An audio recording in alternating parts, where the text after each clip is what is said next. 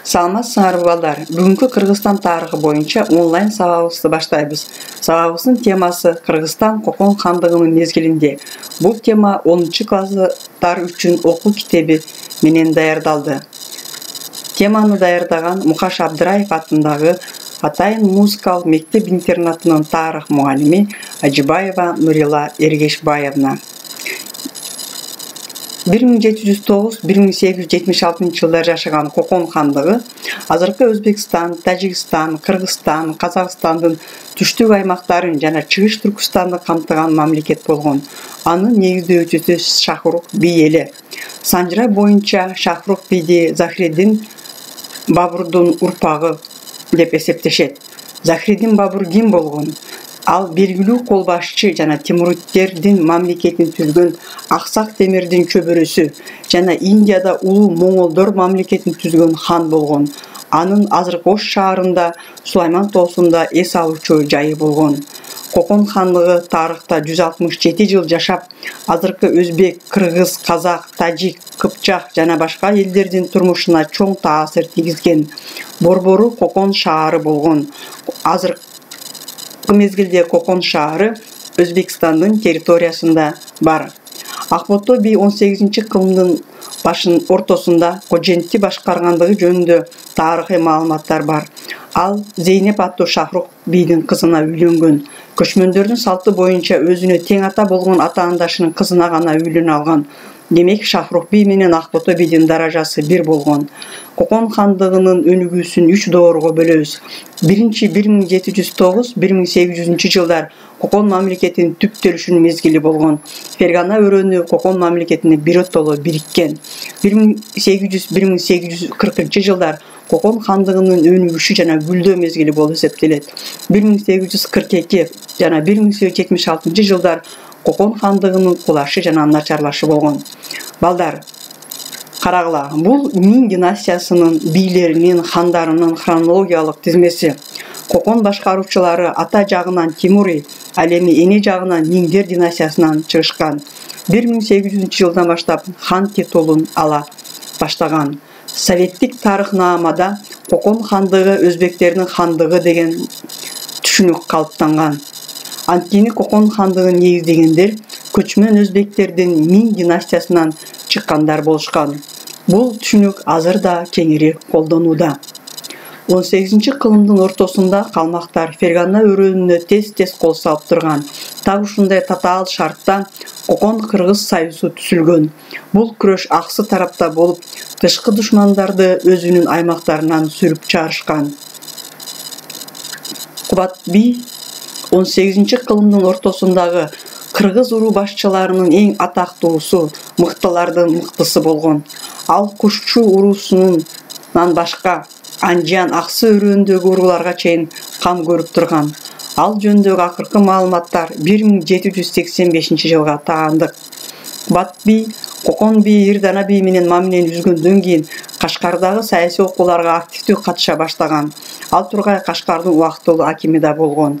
Кокон Бухара, Кашкар акимдерине ал баш ийген эмес. Алар менен тең ата болуп, согушуп, достошуп турган. Ошол үчүн ага Бахадур деген ысым ыйгарышкан.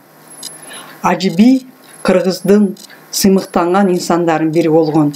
Кытай маалыматтарына караганда, Адыгине уруусунан чыгып, Бухарадан баштап күн чыгышты көздөй жашаган 200 миң кыргыздарды башкарып турган. Ирдана бий менен өнөктөш, союздаш болуп турган.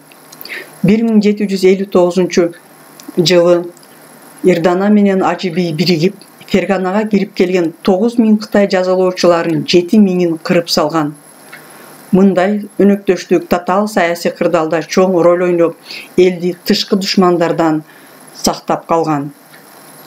Бирок тилекке каршы бул союз көпкө созулган эмес. Ирдана бий Кыргыз жерине кызыгып, өз элигин кеңейтүүгө киришкен. Так ушул мезгилде Ажи бий Кокон улугуна каршы чечкиндүү күрөштү баштаган. Бирок ал жалгыз эле. Ошондуктан 1762 жылы Кыргыз бийлери Маматкул, Черикчи, Темиржандардан жардам сурап кайрылган. Бирок жардам болгон эмес. 1764 жылы Кокон элигине кол салып, бирок ийгиликсиз болот. Ажыбек кыргыздардын эркиндиги үчүн күрөшкөн. Анын тагдыры да өкүнүчтүү болгон. Ал Кокон хандыгынын колуна түшүп каза болгон. Ал эми бул көрүп турган Ош шаары алгач Кокон бийлери тарабынан басылып алынгандан баштап Анжиян вилаятине киргизилген.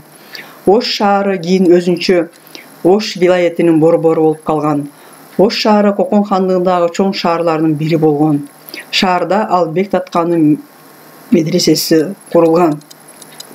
Ал эми Кокон хандыгынын борбору болгон Кокон шаары Ирдана би мезгилинде салыштырмалуу чоң шаарга айланган. Калкынын саны 20 000 түтүнгө жеткен. 4 медресе, кербен сарайлар салынган. Жерибиздин көркү болгон Кетмен төбөгө Нарбото би Алимхан бийлик кылган жылдары тез Кокон аскерлери согуш уюштуруп турган, бирок басып ала алган эмес. Кетмен төбөнү 1821 жылы Омархан мезгилинде гана басып алынган.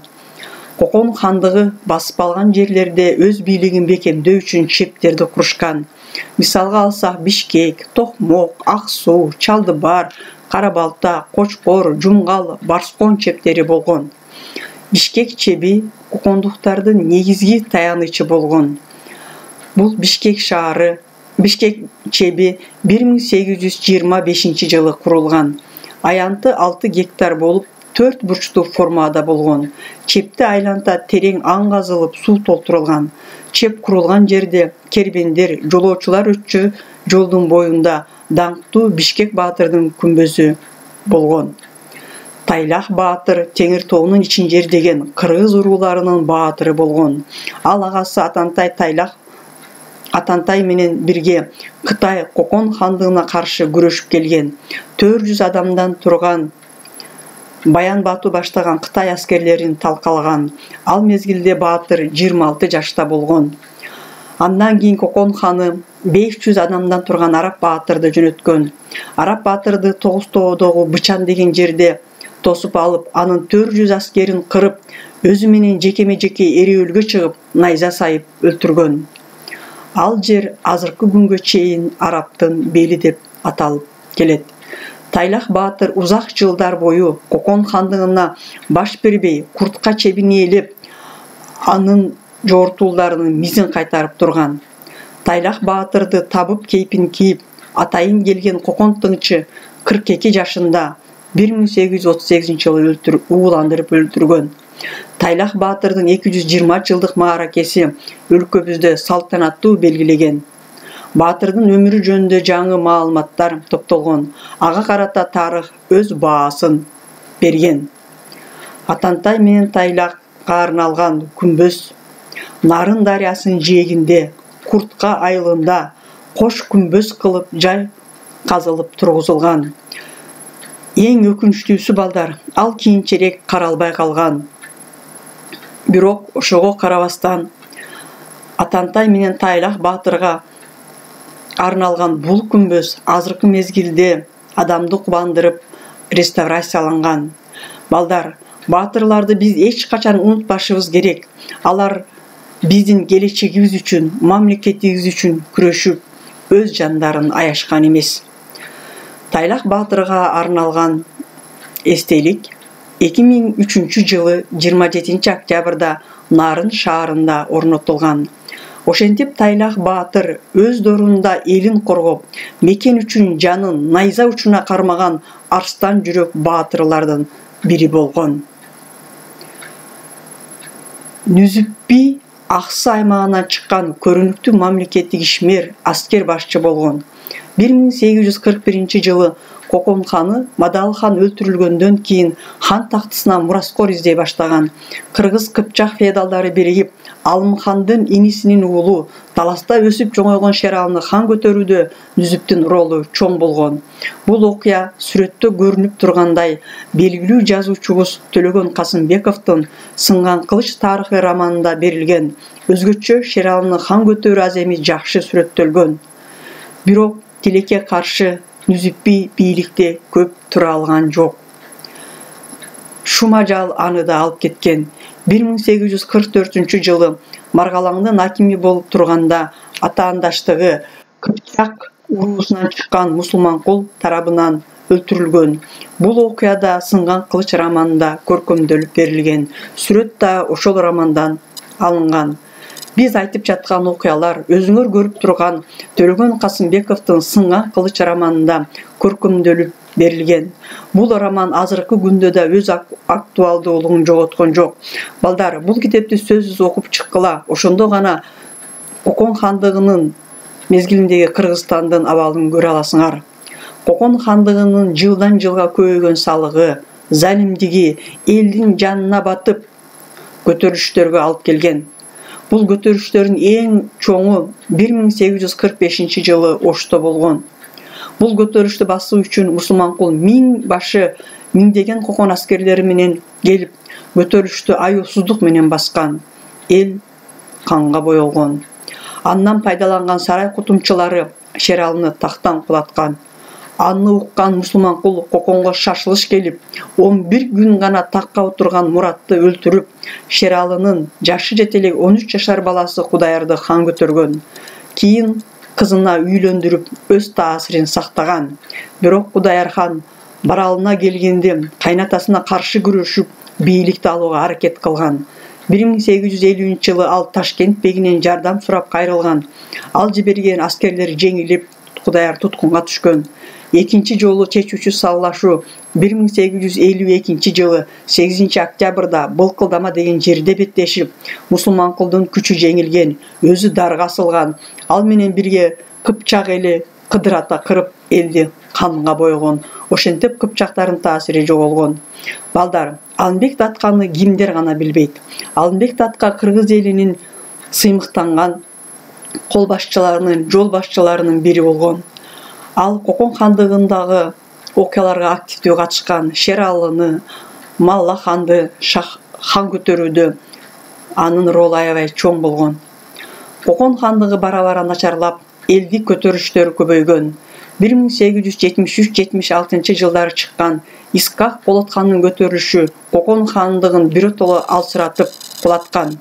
Көтөрүлүштү басуу үчүн шылтоологон Орусия империясы Кокон хандыгын басып алып, 1876 жылы 19 февралда жойгон. Ошентип тарыхта 167 жыл жашаган Кокон хандыгы талкаланган. Мына балдар, сабагыбыз да аягына чыкты. Кокон хандыгы мезгилиндеги окуялар, тарыхый инсандар жөнүндө кеңири маалыматтарды алдыңар деп ойлоймун. Көңүл бурганыңыздар үчүн чоң рахмат.